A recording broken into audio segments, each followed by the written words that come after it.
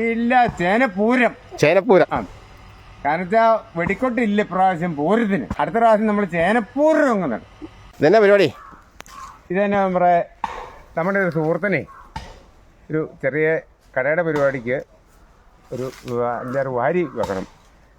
വെയിലും ചൂടും ഒക്കെ അല്ലേ, മനയിലൊക്കെ അതിൻ്റെ കീഴെ ഓല കെട്ടി പഴയ പെര പോലെയുള്ളൊരു സെറ്റപ്പ് ഉണ്ടാക്കാനാണ് ഈ കവുങ്ങ് കൊണ്ട്. കവുങ്ങ് പണ്ട് നമ്മളെ കവുങ്ങും തൂണും ഇഴയും കിഴയൊക്കെ വെച്ചല്ലേ സംഗതി ഉണ്ടാക്കിക്കൊണ്ടിരുന്നു. അതെ അതെ. ഇത് എവിടുന്ന് കിട്ടി കവുങ്ങ്? ഇത് നമ്മുടെ മുതലാളിയുടെ പറമ്പിൽ നിന്നാ. ആണോ? ഇതിന് വില കൊടുത്തോ? അത് വില ഒന്നും പുള്ളി എന്നോട് പറയല. ഞാനിവിടുത്തെ ആളാ. സ്വന്തമാ? സ്വന്തമാ. അതുകൊണ്ട് ഫ്രീ കീച്ചെന്ന് പറഞ്ഞാൽ ചുമ്മാ ഫ്രീ കീച്ചാൻ പറ്റിയല്ലോ. അതെയോ?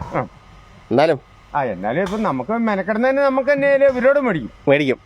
മുതലാളിയോട് ഒന്നും മേടിക്കാൻ പറ്റിയില്ല. അതില്ല, മുതലാളിക്ക് പൈസ കൊടുക്കണമെന്ന് ചോദിച്ചേ. മുതലാളിക്കൊന്നും കൊടുക്കൊന്നും വേണ്ട. നമ്മുടെ നമുക്ക് ഇങ്ങോട്ട് തരും. ഇന്നാളാ ചേമ്പ് പറിച്ചിട്ട് വല്ലതും കൊടുത്തായിരുന്നോ?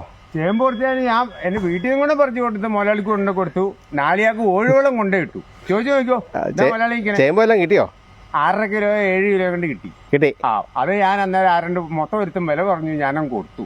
എന്നിട്ട് ഞാൻ എന്റെ വീട്ടിൽ നിന്ന് പറിച്ച് ഞാൻ ചോദിച്ചാൽ കൊടുത്തില്ല. മോശമല്ലേ പറഞ്ഞേ? എന്റെ വീട്ടിൽ നിന്ന് ചേമ്പ് പറിച്ച് ചോദിച്ചാൽ ഞാൻ കൂടിനകത്തിന് കൊണ്ട് കൊടുത്തു.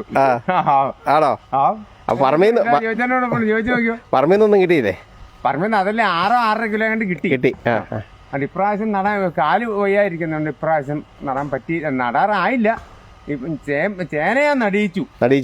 അനീഷിനെ കൊണ്ട് നടിച്ചു എന്റെ വീട്ടില്. അത് എന്റെ മുതലാളി എനിക്ക് ഇച്ചിരി ചേന തന്നായിരുന്നു, 2 ചേന. ആണോ? കുട്ടായി, എന്റെ മുതലാളി കുട്ടായി കുഴി നട്ടു. കഴിഞ്ഞ ദിവസം ഗജേന്ദ്ര ചേന നട്ടില്ലേ? 100 കിലോടെ. അത് നട്ടു.